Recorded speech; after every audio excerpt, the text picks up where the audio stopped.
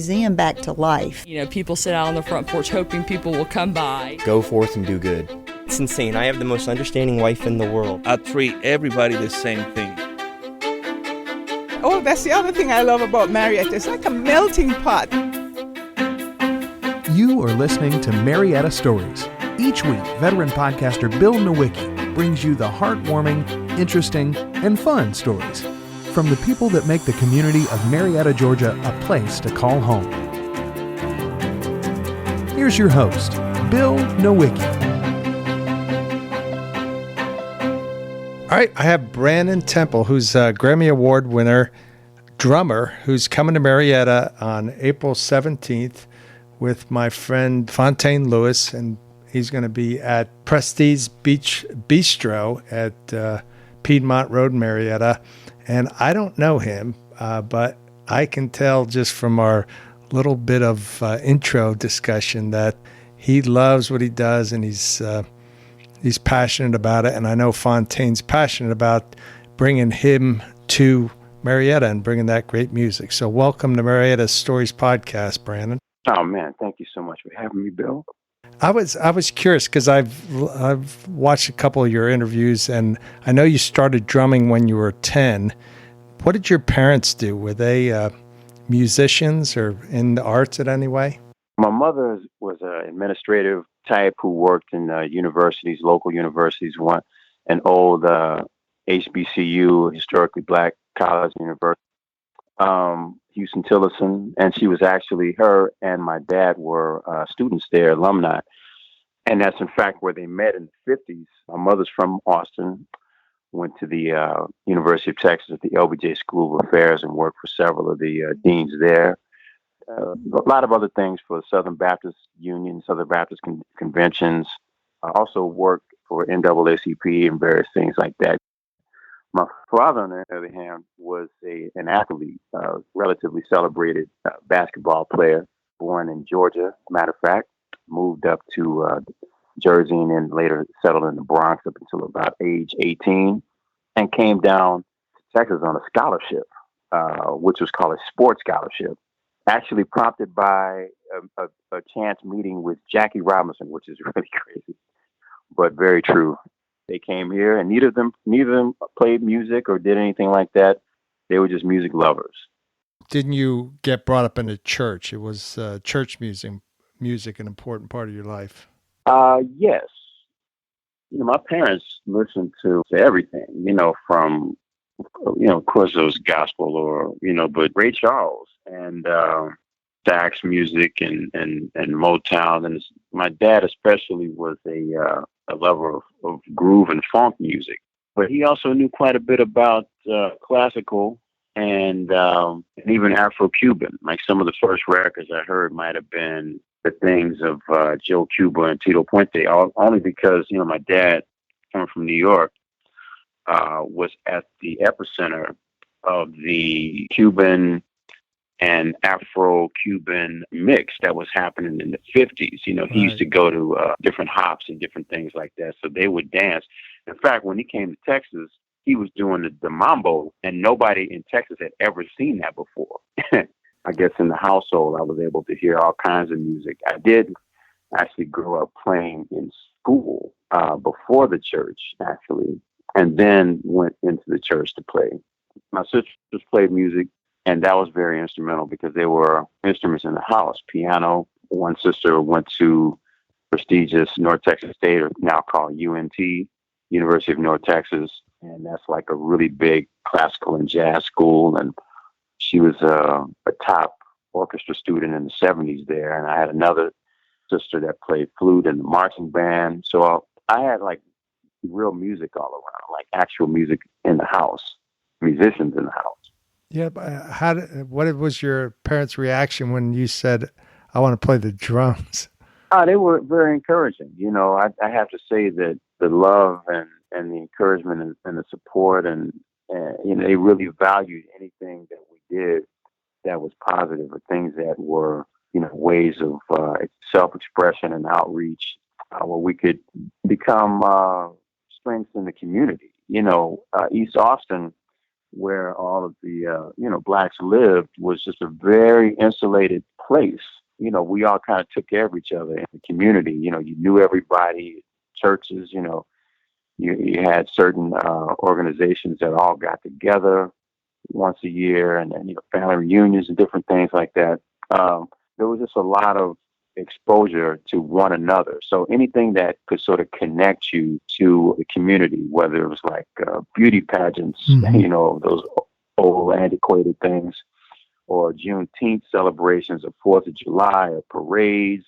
And as a child, I used to march, and I played bass drum and snare drum in this community band on the east side. It's all black celebration, during Juneteenth and different things like that. So, my parents were all for it. Mm-hmm. You would think playing drums would be like, man, get that record out of here. Right. Too much noise, but never any pushback at any point. Man, what an amazing gift. Right. How did that thread kind of follow, that musical thread follow you throughout your life, and when you decide to go for it and make it your life? That's interesting. It's a great question, because really, I don't think I ever made the decision. It just sort of chose me. The first drum set that I ever saw, I was about 4 years old, and it was from a gentleman that ended up marrying my sister. That was years later. That was like from age 4 until junior high school, when you're maybe 13, 14, something like that. And that influence just started early. So once I became of age where you could sort of pick an instrument in the school programs, and that's why the art in schools is just a brilliant necessity for all communities to have access and outlet, Absolutely. So right around that time, I guess, age 10, 9, 10, the drums was kind of the thing. They were around. I had a neighbor with some drums. There was another sister of mine that was in a marching band. She used to hang out with a drummer. So I always used to see the marching gear, and I knew all the cadences before I even touched the drum myself. It was just something that resonated with me. I think even before I got to high school, I knew that that's what I was going to do. I never looked back. I never had to reconsider or question. It was just chosen for me universally, and throughout the universe. It was mine. Mm-hmm. Now, how did you go to becoming a professional, getting paid for gigs? What was that journey like? I think the first gig I played for money was through a church member. That was the best $10 or whatever it was I made in my life. I knew that was for me. And it just snowballed, just from one church member to the minister of music, who was a fantastic keyboardist and arranger. He passed away, really early in my time of starting to develop. But Deshaun Boyd, he would take me around. Beulah Agnes Curry Jones, she would also take me around at gigs. She was a doctor of music. So we ended up playing through just community programs and schools. Then eventually started branching off into clubs and various things like that. And all of those early things sort of came from, once again, that tight-knit East Austin community and church and just community in and of itself. Austin has a highway that runs directly down the middle. It's called Interstate 35. It goes from Mexico. You can get on that thing and go all the way up to Minneapolis, where they're having the George Floyd trial right now. You can drive straight up. That actually became a sort of a barrier of segregation when it was built from the east side and the west side of town, where the blacks were sort of relegated, of course, with redlining and various things of that nature. And it wasn't until really when I got into high school that I started playing gigs on the other side of the highway. Like, I had a community of work, making money in high school and beyond. Even right when I got out of high school, I was still playing on the east side. And that doesn't exist anymore. What happened? Gentrification or something? Yeah, it started happening even when I was during my high school years. after the highway was built, in like the 60s or whatever. I was born in 1970, so I didn't witness that being constructed. But while I was in high school, a Sheraton Hotel, they built the building, a brand new hotel, and they purposefully, you can see it, it's in our skyline. It's not one of the taller buildings, but from a certain vantage point, you can see it. Mm-hmm. It has no windows facing the east side of 35. And if I don't call that a slap. Oh, wow. That was a huge turning point for me when I understood what was going on exactly. I just remember my mother being so hurt about that, and the members of the community, members of my church where I grew up.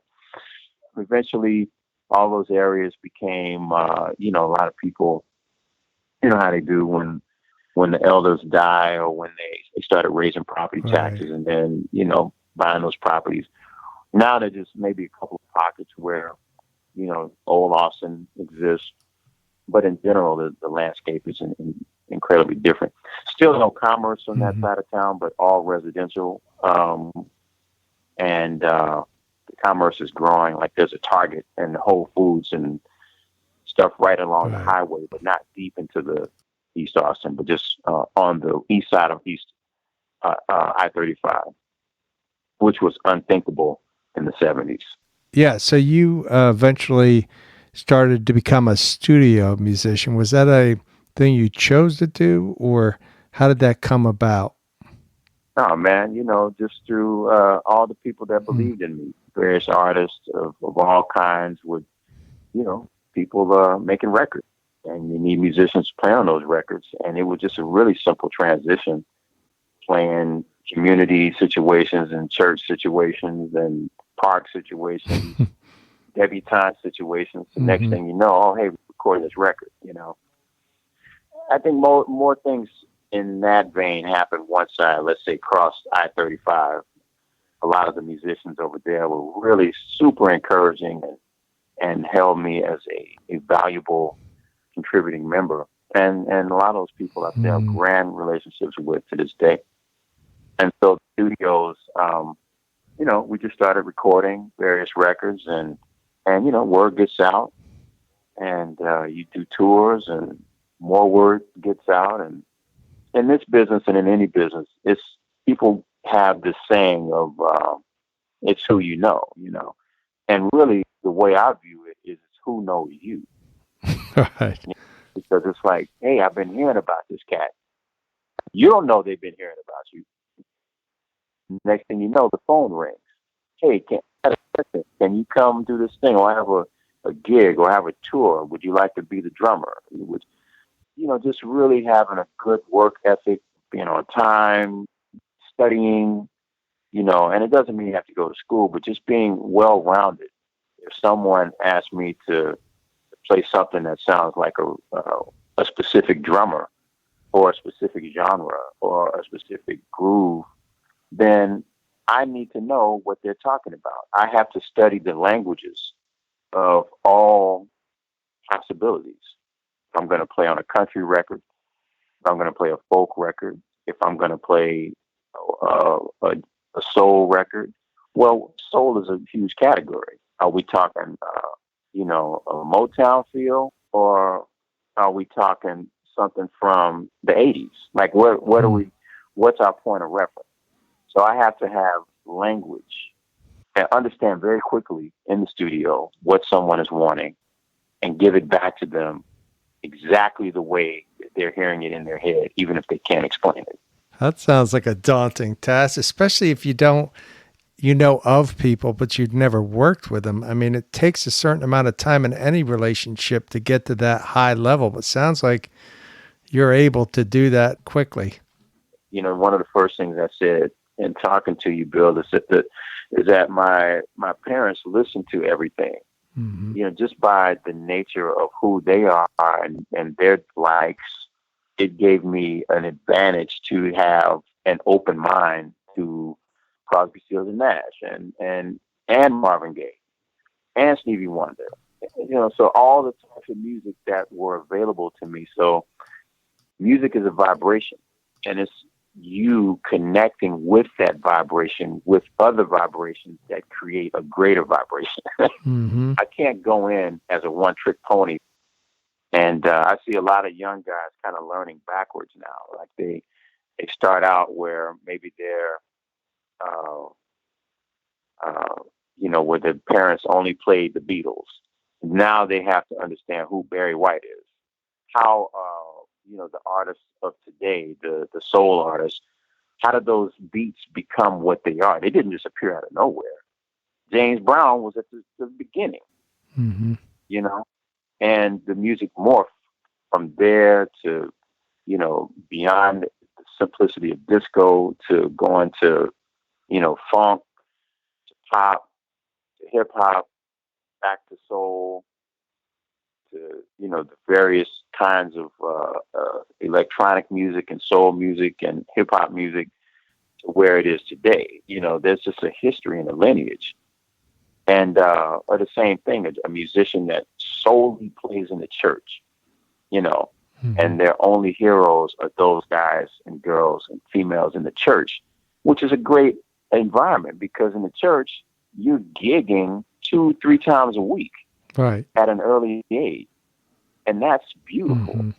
And you're playing for people who are encouraging and you're playing for people who are, who are discerning, Mm-hmm. And so it's great. But once you get out of that, as a drummer, it's good to have other tools in the stick bag, Mm-hmm. and not just drumsticks. If you were to look at some of your favorite sets or live concerts or whatever, what would you say is like your favorite thing to do? Is mix it up, just have that one song that really you feel all connected with the band members? What really do you love about performance, or what's kind of your best memory of a performance or studio job or whatever? What would you point to? A band is a band of people together, a group of people, so really it's about connection. And so without that, as a basic part of your mentality, really extending your heart, and your, not just your talents, not just your ears, but your soul is connected. You're trying to connect with one another. You kind of quickly become to understand psychology, and the subtleties of how a person carries themselves. The way a person dresses or speaks, I could tell how seriously they take themselves, Right. And so then that gives me a little DNA. Okay, well, what are we working with here? And then once I hear a voice on the microphone or a stroke of a pick against a string, I hear tone. It immediately gives me a picture as to the type of human I'm about to embark on a conversation with. Immediately, it gives me a shape. Immediately, it gives me an understanding of what I'm going into. Sometimes maybe if it's a first encounter, we're all going to try to get to know each other. But hopefully there's no, the egos are limited enough so that we can grow in the moment together. Mm-hmm. So some of the highlights for me are when that quickly happens, or being in a situation where you're on stage. This is very difficult to do, what I'm about to say. No one comes with preconceived notions, which is virtually impossible. It's virtually impossible to be inside of on a stage with a group of people and not sort of like, some people just throw some stuff in because they think it's going to impress somebody, or, that's like a very immature way of dealing, or because they weren't patient enough to allow the moment to tell them what is needed. And one of the great things about Temple Underground is that somehow I've surrounded myself with musicians that think that way.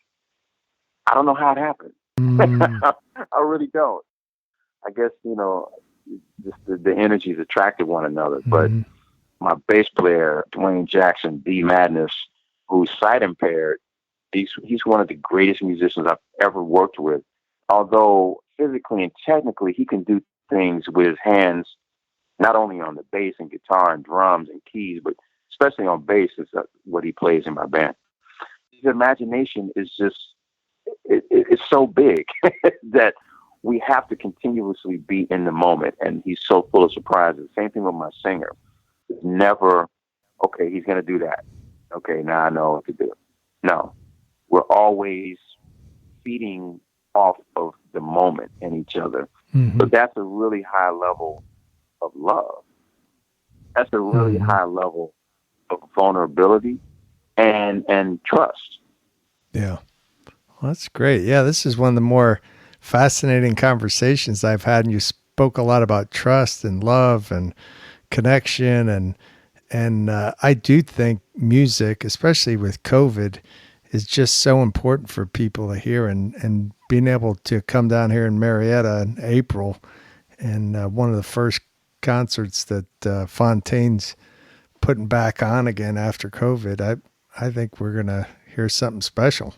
Yeah, well, I'm looking forward to a great time, a great show. Of course, COVID, man, threw everybody off, and we're trying to do the best we can. Sounds like a real community event. I'm going to definitely be there, and I hope to shake your hand or at least fist bump or whatever we're allowed to do. And right, a little elbow. Right, yeah. No, I'm excited to meet you, and I was excited to hear your story, and looking forward to April the 17th, 8 o'clock at Prestige Bistro here in Marietta. Thank you. Right on, man. Jazz and jokes. Man. Yeah. Man, I can't wait to see, there's a comedian there, and we're actually going to be joined by Karen Bryant. Correct. The voice. Vocalist there. Yeah, I'm can't wait to meet her and Mr. Gary Harris. We spoke on the phone, saxophonist. And so we're all going to get a chance to meet each other and just express ourselves in the moment. That'll be a situation where, we've never met. We're just going to share and have a good time. And music is such a vibration. And I don't mean that in a hippie trippy way. I mean that like actually scientifically. Because when you hear music come through speakers or in your ears through earbuds, it's one thing. But to hear a bass drum in the same room with you, connecting with the bass guitar, connecting with the keys and the chords, connecting with the guitar, connecting with the voice that also connects to you. I heard Mtume say this, who's a percussionist from Miles Davis in the 70s, who also produced several hits, Juicy Fruit and all that kind of stuff. He said that music is the only art that you can't touch, but it touches you. Everybody come out, man, and let's vibe out together. All right, sounds good. Thanks again. It was a pleasure talking to you, pleasure interviewing you, and we'll see you in April. Oh, man. Can't wait to meet you, Bill. Thank you. All right, take care. Tickets are available to Marietta Jazz and Jokes Under the Stars. Look in Eventbrite.com and just search for Marietta Jazz and Jokes. And the tickets are going fast, so don't wait. This is Bill Nowicki saying thanks for listening, and tell a couple friends about the show, will you?